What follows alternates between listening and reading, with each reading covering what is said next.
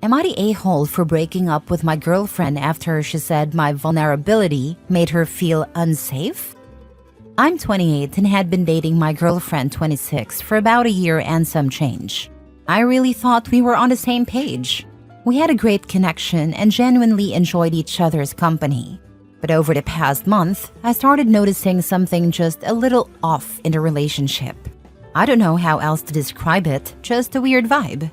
There's been a lot of stress in my life recently. Work has been tough, I'm a teacher, and some family drama has been weighing on me.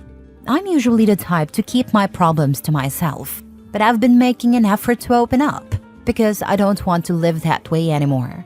A week ago, I decided to tell her how overwhelmed I've been and how hard it's been for me to see the light at the end of the tunnel. Her response was awful in my opinion. She said something like, "I don't want to sound harsh, but when you talk like this, I kind of feel unsafe. I need you to be strong. I can't deal with both your problems and mine." I tried to reassure her that just because I'm having a hard time doesn't mean I'm weak or incapable.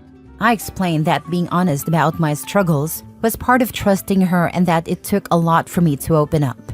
She doubled down, saying, "Everyone has rough patches, but honestly, you just have to deal with it." I didn't argue with her at the moment because I was too stunned.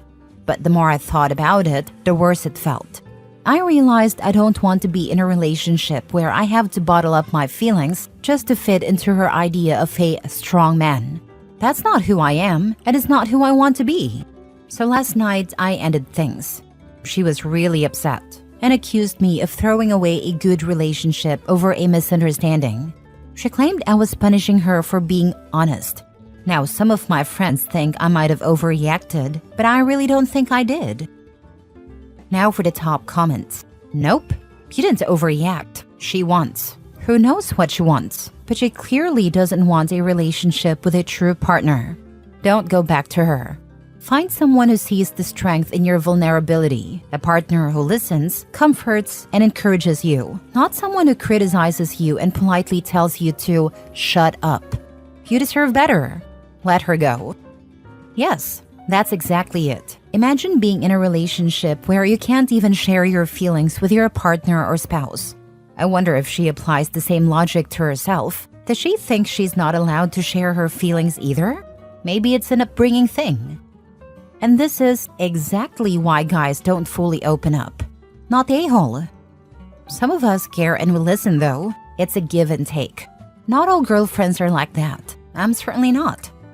Yeah, I tell women that if their boyfriend or husband is emotionally closed off, they should ask themselves if they're the kind of person who truly wants to hear it. Because maybe he's that way due to reaction like OP's girlfriends, or because his vulnerability was used against him in previous relationships. Next story. Am I the a-hole for telling my wife I did not hide from her that my sister was in fact my stepsister? My wife and I have been married for 3 years and together for 7. For context, my biological mom sadly passed away during childbirth, and a couple of years later, my dad married my stepmom, who had a 1-year-old daughter. My stepmom's husband had also tragically passed when her daughter was only a couple of months old. All that being said, for all intents and purposes, my stepmom is my mom, and my stepsister is my sister, as they've been in my life since I was very young. While I was happy that my dad and stepmom loved each other deeply and bonded over shared grief, it also led to them neglecting both me and my sister to some extent. Ever since kindergarten, my sister and I have had to rely on each other a lot, which has created a strong bond that continues to this day. My wife is friends with my sister and has always thought our sibling bond was sweet. However, last week, she found out that my sister is technically my stepsister, and she freaked out. She asked why I had hidden this from her for so long. I explained that I hadn't hidden anything, it just never occurred to me to bring it up because it wasn't relevant in my mind. My wife then said that a lot of things my stepsister and I do are normal if we're biological siblings, but they seem weird since we're step-siblings. She claimed my stepsister is too clingy to me, and that it's odd for step-siblings to have such a close relationship. I told my wife to get her head checked, which was admittedly harsh, but I thought what she was saying was absolutely ridiculous. Am I the a-hole? Does your wife often watch videos on the P-Hub? Because unless she's getting stuck in a washing machine often and calling you over for help, I'm not sure what could be so strange about your sibling relationship. It's honestly so annoying. Like, it doesn't just automatically make everything hotter. Quite the opposite. But I guess they have the data. Lol. Not the a-hole. Well, I do think it's a bit odd that this never came up even once in 7 years. It's nothing to get mad over. It sounds like your wife places way too much emphasis on blood relation. Saying your bond is only okay if you're biologically related is just bizarre. She's getting hung up on semantics here. I could understand mild confusion about why it never came up, but definitely not anger. It might be misplaced anger and shock at not knowing something so basic. The closeness of your sibling relationship isn't a problem. If anything, it's surprising she didn't know about your mom's passing earlier in the relationship. The wife's reaction seems more about her expectations of family dynamics than any real issue. It's a strong bond regardless of labels. It speaks volumes about your relationship. That your wife didn't know your biological mom died and your dad remarried. That's fundamental stuff. My wife and I know everything about each other's histories. There's literally nothing left to say. I find it odd that you two never discussed this before. But hey, that's probably why you're dealing with such a strange reaction now. Next story. Am I the a-hole for not dropping out of a house party despite it making my ex's new fiancé uncomfortable? My ex 27 male and I 26 female split 2 years ago. We met through my best friend who worked in the same theater as him at the time. The reason we broke up was that he felt the relationship wasn't working anymore. It was pretty amicable. I didn't put up a fight or anything. But I strongly believed there was no reason for us to stay friends. That always causes problems. However, I'm still friendly with his friends and exchange pleasantries if I run into his parents. We live in a pretty close-knit environment. Don't ask me how, but most of my friends and his either went to the same university, share a common hobby, or just happen to overlap socially. As a result, we see each other once or twice every couple of months. My ex has a fiancé now, and I'm happy for them. I've never met her, and until now, I don't think that mattered. We're all adults, or so I thought. One of his closest friends, Peter, recently bought a house. I'm friends with Peter's girlfriend, so we were both invited to the housewarming. I didn't think much of it, but yesterday my ex texted me out of the blue after a year of no contact. He was polite, but asked if I could skip the housewarming since he was bringing his fiancée and she would feel uncomfortable. His wording struck me as odd, so I called him. During the call, he explained that his fiancé feels uncomfortable being around me and thinks I sometimes intrude into their social gatherings to prove I'm better than her to his friends. Hearing this made me mad. I asked him how exactly I was doing that, since we aren't friends. And I stopped hanging out with the circle after our breakup to avoid making things awkward for him. I pointed out that any mutual friends I've maintained are people I grew close to independently, and their opinions of her have nothing to do with me. My ex explained that 2 of his friends don't like or respect his fiancée and think she's an airhead. This includes Peter. Even his parents share the same view. He suggested that my presence exacerbates this issue. I told him that's not my fault his friends or family hold those opinions, and that it sounds like he's being a spineless boyfriend. I firmly told him Peter and his girlfriend are my friends, and that I would be attending the housewarming. His relationship issues aren't my responsibility. After the call, I blocked him. Later, his fiancée sent me a long text apologizing, but also accusing me of being vindictive. She claimed it shouldn't matter to me whether I skipped the housewarming, and asked me to respect her and avoid causing drama. I didn't respond and blocked her as well. My friends are furious with my ex, but I haven't told Peter or his girlfriend about any of this yet. I'm starting to wonder if I could have handled the situation differently. Am I the a-hole? Now for the comments. You were not the a-hole here. You're allowed to go to a friend's party, and it's not your responsibility to manage their insecurities. If I were OP, my responses to ex would be blunt and probably brutal along the lines of, if your fiancé is uncomfortable, it is her responsibility as an adult to remove herself from that situation.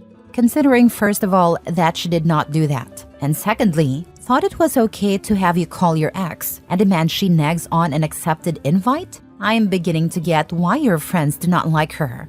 But I am an a-hole. OP should probably not listen to me. That's far more polite than I would have been. My response would be, not my problem your girlfriend is immature and childish. Her insecurities are your problem, not mine, and I don't care. See ya. Not the a-hole, but you should tell Peter and his girlfriend. Your ex and his fiancé are pricks. It is not your job to manage their emotions or insecurities. If she's uncomfortable, then she should stay home. I agree. Peter should be told before the ex has a chance to spin this and make OP the bad guy. Peter is one of those people who doesn't like her. Our circle is mainly filled with people who mix within a certain type of bookish thinking. Plus, Peter and another of my ex's friends think she is anti-intellectual. Most of my ex's friends are like that, theater people or really pretentious a-holes. Peter doesn't like her more because he thinks my ex was stupid to break up with me and couldn't handle it if I was doing better than him. Their friendship is already on thin ice, and I don't want to be the reason it breaks. You won't be the reason. The ex and girlfriend will be the reason. Next story. Am I the a-hole for refusing to let my girlfriend drive my car because she's totaled 2 cars before? I, 24 male, recently bought my first nice car, a 2019 Mazda 3. It's not a luxury car, but I worked my butt for it.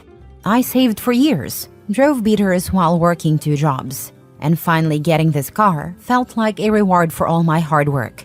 I take care of it meticulously. I wash it every weekend, never let the gas tank get below half, and park far away from everyone else in the parking lots like a total dork. Here's the issue. My girlfriend Emily, 24 female, wants to drive it. I love Emily, but she is the single worst driver I've ever met. And I'm not exaggerating. 1, she's totaled 2 cars in the past 2 years. The first was because she misjudged the distance while merging on the highway. The second, she reversed into a light pole in an empty parking lot. 2, she tailgates like crazy. I've had to tell her multiple times to back off from the car in front of us when I'm in the passenger seat because it feels like we're going to crash. 3, she admitted she doesn't like paying attention while driving because it's boring. I wish I were kidding. I let her drive my old car once, a 15-year-old Civic I wasn't too attached to, and she managed to scrape it pulling into a gas station. After that, I said I'd never let her drive my car again, and we both kind of laughed it off. Now that I have this car, she keeps asking to drive it. At first it was playful, stuff like, let me take it for a spin, and I just said no with a laugh. But recently she's been getting more annoyed. She says things like, you act like I'm going to crash it or something. And, well, yeah. The other day, while driving to dinner, me driving obviously, she brought it up again. She said it's weird that I won't let my own girlfriend drive my car, and it makes her feel like I don't trust her. I told her straight up, it's not that I don't trust you, it's that I've seen you drive, and I can't afford to have this car wrecked. She got quiet and didn't say much for the rest of the night. Later, she told me I embarrassed her and made her feel incompetent. I said I wasn't trying to embarrass her, but she has totaled 2 cars. She said I should get over it because accidents happen and that I'm being controlling. Now, she's retaliating by not letting me use her PC, claiming I might break it even though I've never done anything to warrant that. I honestly think it's childish. Am I the a-hole? My sister has been in 7 car collisions. None her fault, not even when she destroyed our mom's garage. It jumped out at her. Some people really don't understand driving. Like your girlfriend, some people will contrive any reason not to be at fault. Consider whether she does this in other areas of her life. Is she ever at fault for anything that goes wrong? Is she capable of admitting responsibility in any context? And of course, not the a-hole. I would never entrust anyone I cared about to be driven by this person. I find it hard to believe that someone who says they find paying attention while driving boring isn't awful in other ways. But you do you, OP, I guess. The thought of someone driving a 2-ton missile and not paying attention because it's boring is terrifying. Not the a-hole. Not only is she a bad driver, but she refuses to take any responsibility. Both of her major accidents were entirely her fault, but you should get over it. You'd be crazy to let her drive. Given her retaliation with her PC, you also need to evaluate whether you'd be crazy to stick with her. Yeah, I'd question staying in a relationship with someone who doesn't like paying attention while driving and has crashed multiple times. She doesn't respect her own life and certainly doesn't respect anyone else's. She's a risk to herself and others, and that should be a major turnoff. Last story. Am I the a-hole for refusing to share my homemade meals with my roommate's boyfriend? I, 25 female, have a roommate, Sarah, 26 female, who recently started dating this guy, Tom, 28 male. I cook most of my meals from scratch because I enjoy it, and it's cheaper and healthier for me. Sarah's fine with it, and occasionally I'll share leftovers with her when I make extra. No problem. Lately though, Tom has started coming over more often, almost daily, and has been helping himself to my food. He doesn't ask, doesn't contribute groceries, and never says thank you.